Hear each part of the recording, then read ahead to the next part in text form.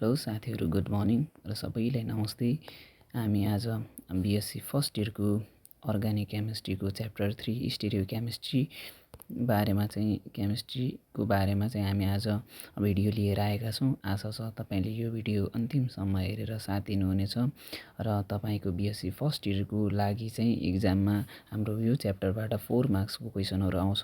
यदि तपाईँ मास्टरमा पनि केमिस्ट्री लग्ने सोच्नुभएको छ भने यो च्याप्टर तपाईँका लागि एकदमै इम्पोर्टेन्ट छ। योमा बुझ्नुभएका कन्सेप्टहरू मास्टरमा पनि काम लाग्नेछन्। त्यही भएर तपाईँले राम्रोसँग यो भिडियो हेरेर साथ दिनुहोला। हाम्रो फर्स्ट टपिक छ stereo chemistry and stereo isomerism भन्ने। स्टेरियो केमिस्ट्री भनेको त्यस्तो केमिस्ट्रीको ब्रान्च हो जसमा चाहिँ हामीले कुनै पनि कम्पाउन्डको थ्री डाइमेन्सनल स्ट्रक्चरको बारेमा स्टडी गर्छौँ भने त्यसलाई स्टेरियो केमिस्ट्री भन्छ। If the isomers having the same structure formula, हाम्रा चाहिँ सेम स्ट्रक्चर फर्मुला भएका बट डिफ्रेन्ट स्ट्रक्चर एरेन्जमेन्ट भएका एटम अथवा कम्पाउन्डको बारेमा यदि स्टडी गर्दैछौँ भने त्यसलाई चाहिँ स्टेरियो आइसोमेरिजम भन्छ। If the isomers are having the same structure formula but they have the different in the relative arrangement of the atom in the space within the molecule, the phenomenon is known as the stereoisomerism. Stereoisomerism भनेको के रहेछ त? हाम्रो same structure formula भएका but different arrangement भएका कम्पाउन्डलाई stereoisomerism भन्छ। And the isomers are known as stereoisomers. यो स्टेरियो आइसोमर्सहरू अथवा स्टेरियो आइसोमेरिजम हाम्रो 2 टाइप्सको हुन्छ, ज्यामेट्रिकल आइसोमेरिजम र अप्टिकल आइसोमेरिजम। ज्यामेट्रिकल आइसोमेरिजममा हामीले सिज र ट्रान्स आइसोमर्सहरूको बारेमा पढ्छौँ भने अप्टिकल आइसोमेरिजममा हामी लेभो र डेक्सो रोटेटरी हाम्रा स्ट्रक्चरहरूको बारेमा स्टडी गर्नेछौँ। र ज्यामेट्रिकल स्ट्रक्चरको बारेमा ज्यामेट्रिकल आइसोमेरिजमको बारेमा हामीलाई 2075मा पनि अलरेडी क्वेसन सोधिसकेको छ। हामी यसको बारेमा डिस्कस गर्नेछौँ।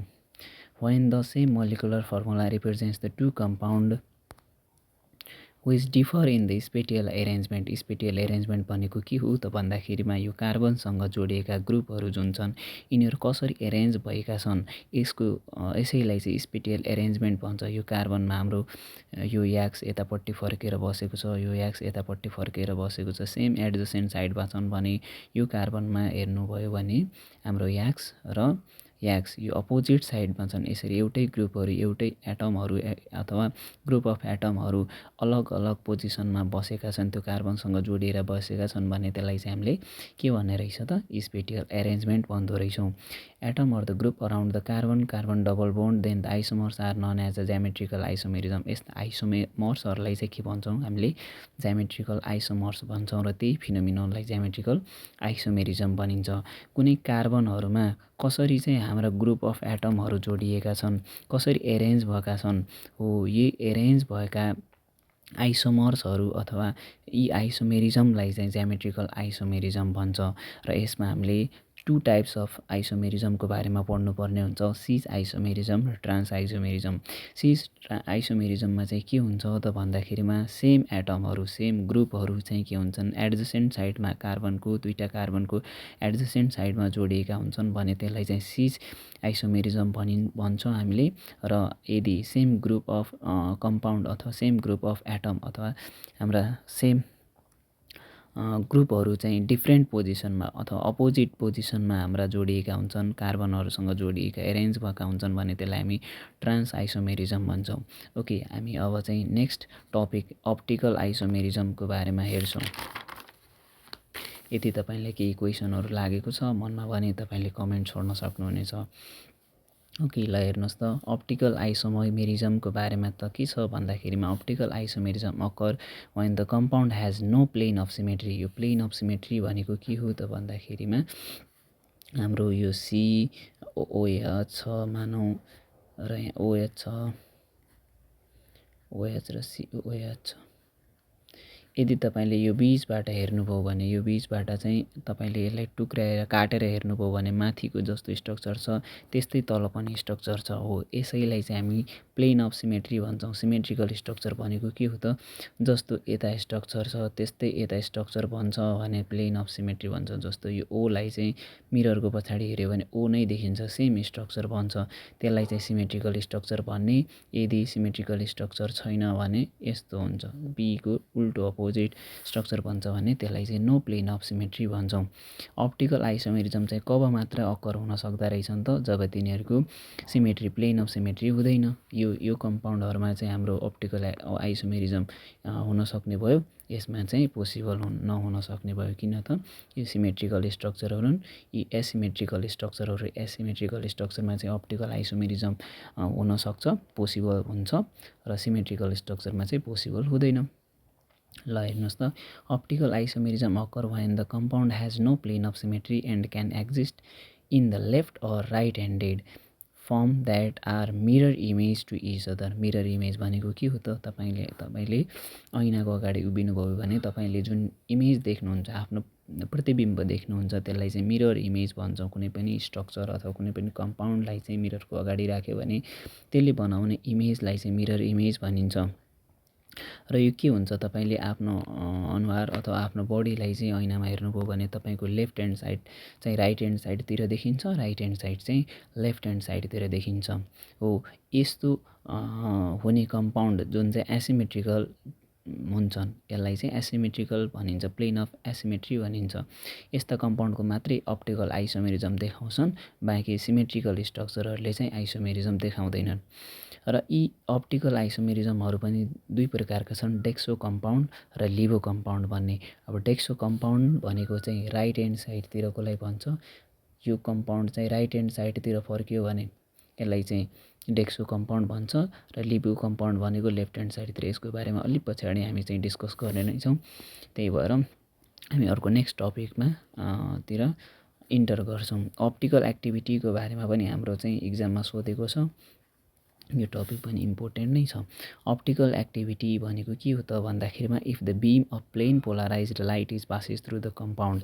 एउटा चाहिँ कम्पाउन्ड, अर्ग्यानिक कम्पाउन्ड हामीले चाहिँ एउटा भाँडामा बिकरमा राख्यौँ भने यसबाट लाइट पठायौँ भने यो पठाइएको लाइटलाई चाहिँ यो कम्पाउन्डलाई के गर्छ त भन्दाखेरिमा यसमा चाहिँ इन्भल्भमेन्ट हुन्छ, यसले केही न केही एक्टिभिटी देखाउँछ यो कम्पाउन्डले, र जस्तो हामीले पठाएका थियौँ त्यस्तो बनेर आउँदैन। यसैले चाहिँ के भनिन्छ, अप्टिकल एक्टिभिटी भनिन्छ। ओके, ल हेर्नुहोस् त, if a beam of the plane polarised light is passes through the solution of the certain organic compound then the beam emerges out of the solution. त्यहाँबाट निस्कने बिम चाहिँ के हुन्छ, vibrate in the plane which is the different from the entering light ray. हामीले पठाइएको light रे भन्दा फरक प्लेनमा चाहिँ भाइब्रेट हुन थाल्छ भने त्यस्तो कम्पाउन्डलाई के भनिन्छ, अप्टिकल एक्टिभिटी सो गर्ने कम्पाउन्ड भनिन्छ। Such substance which are having the property of the rotating the plane of the polarise light is said to be optically active substance भनिन्छ। के भनिँदो रहेछ त, अप्टिकल्ली एक्टिभ सब्सटेन्स भनिँदो रहेछ। And the phenomenon is termed as optical activity. र यो फिनोमिननलाई चाहिँ के भनिन्छ, यस्तो प्रक्रियालाई चाहिँ अप्टिकल एक्टिभिटी भनिन्छ। Optically active substance rotate the plane of the plane polarize light either toward or left toward the right. मैले अघि पनि भन्दै थिएँ, डेक्सो र लेभो कम्पाउन्डमा चाहिँ के हुन्छन्, तिनीहरू कि राइटतिर फर्किन्छन् कि लेफ्टतिर फर्किन्छन्। यहाँ त्यही भएर हामीले either toward the left or toward the राइटमा चाहिँ के हुन्छन्, अप्टिकल्ली एक्टिभ सब्सटेन्सले प्लेन पोलराइज लाइटलाई चाहिँ घुमाउँछ। ओके, यदि यस्तो सब्सटेन्सहरू जसले चाहिँ plane polarize of the light incident लाइटलाई चाहिँ राइटतिर क्लकवाइजतिर घुमाउँछन् भने त्यसलाई चाहिँ डेक्सो रोटेटरी भन्छ, र जसलाई हामीले डीले डिनोट गर्छौँ अथवा प्लस साइनले पनि डिनोट गर्ने गरिन्छ। त्यस्ता सब्सटेन्सहरू, त्यस्ता अर्ग्यानिक वस्तुहरू जसले चाहिँ प्लेन अफ द लाइटलाई चाहिँ राइटतिर घुमाउँछन् भने त्यसलाई डेक्सो रोटेटरी। सधैँभरि याद गर्नु होला, डेक्सो भनेको राइट, डी र आर जोड्नु पर्यो। डी भनेको डेक्सो रोटेटरी, जसले चाहिँ के गर्छ, प्लेन पोलराइज लाइटलाई चाहिँ राइटतिर घुमाउँछ भने त्यसलाई चाहिँ डेक्सो रोटेटरी। यसलाई चाहिँ प्लस साइनले पनि डिनोट गर्ने गरिन्छ।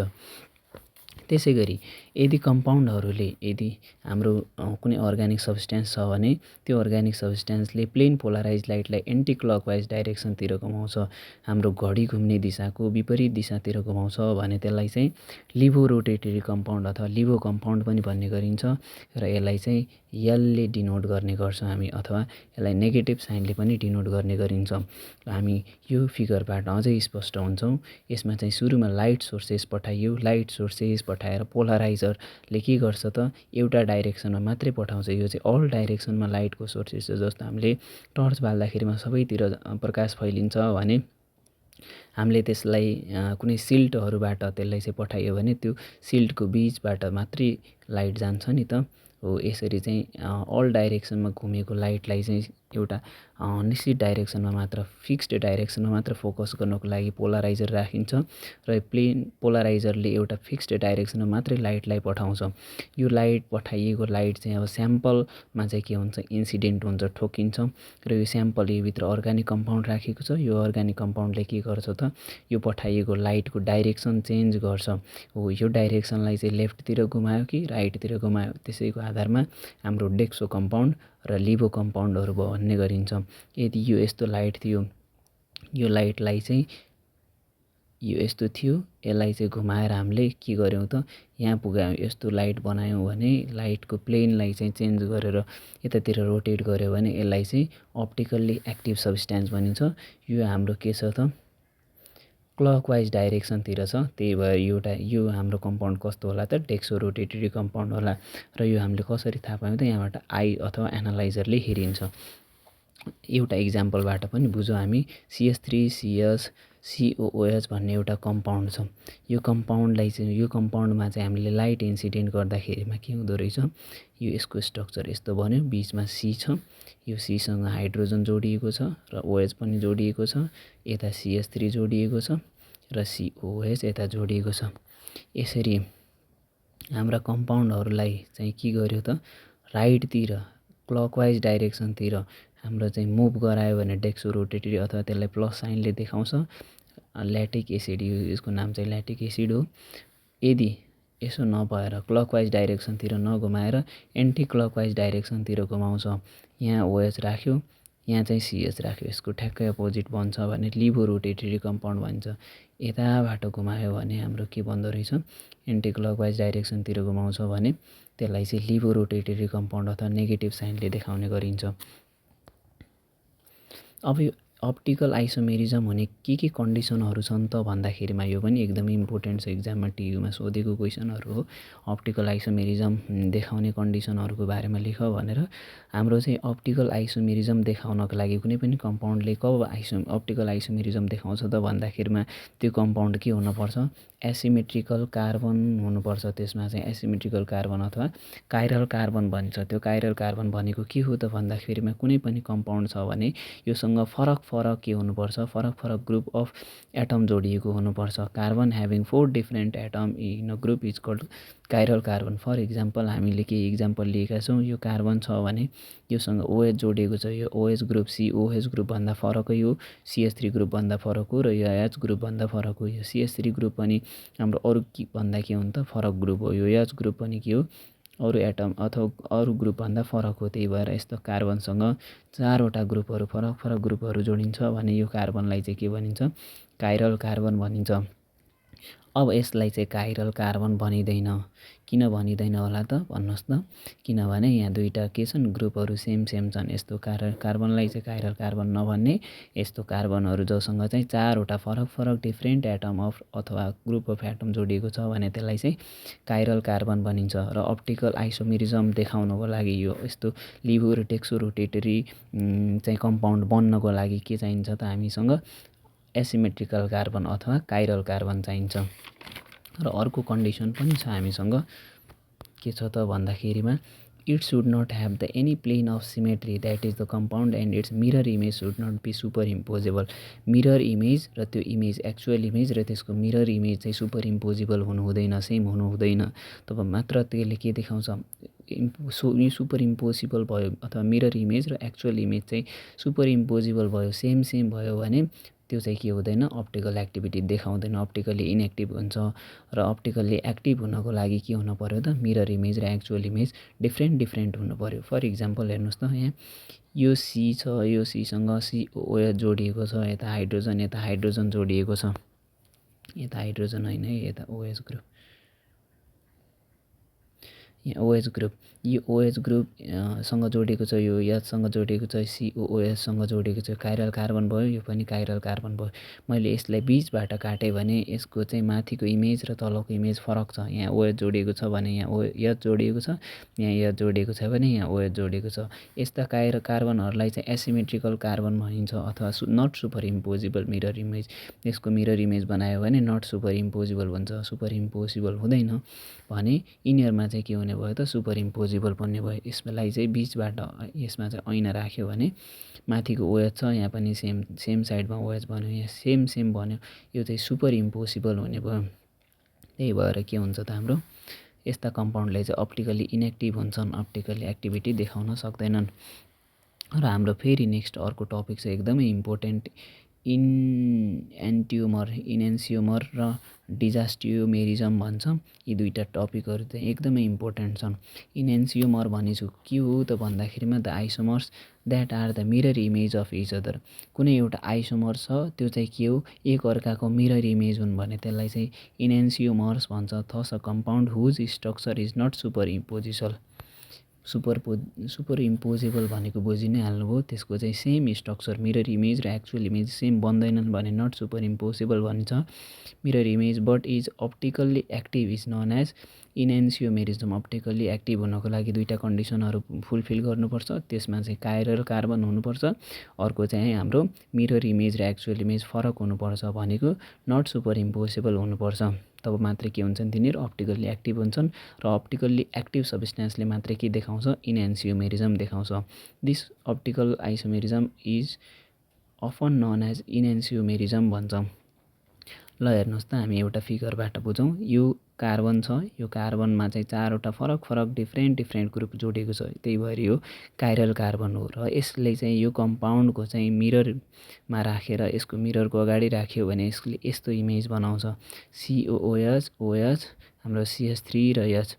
यो चाहिँ हाम्रो डेक्सो रोटेटरी कम्पाउन्ड हो। डेक्सो रोटेटरी भनेको हाम्रो हाइड्रोजनबाट हेर्दाखेरिमा के भएको छ त, यो क्लकवाइज डाइरेक्सनमा घुमेका छन् भने यता चाहिँ एन्टी क्लकवाइज डाइरेक्सनमा घुमेका छन्, त्यही भएर लिभो रोटेटरी कम्पाउन्ड भनिन्छ। यसरी हाम्रा दुईवटा मिररहरू, अब यो के छ त सेम छैन।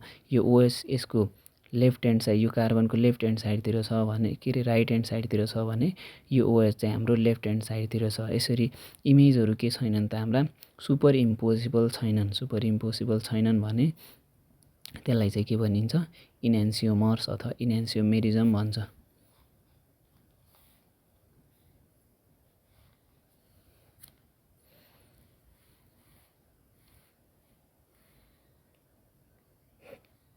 ओके, अब हेर्नुहोस् त यसको प्रोपर्टीहरू के रहेछन् त। इनेन्सियोमेरिजमको फिजिकल प्रोपर्टी चाहिँ सेम हुन्छ अरे, तर के हुन्छ, direction of rotation of the plane of the polarise light is different हुन्छ भन्छ।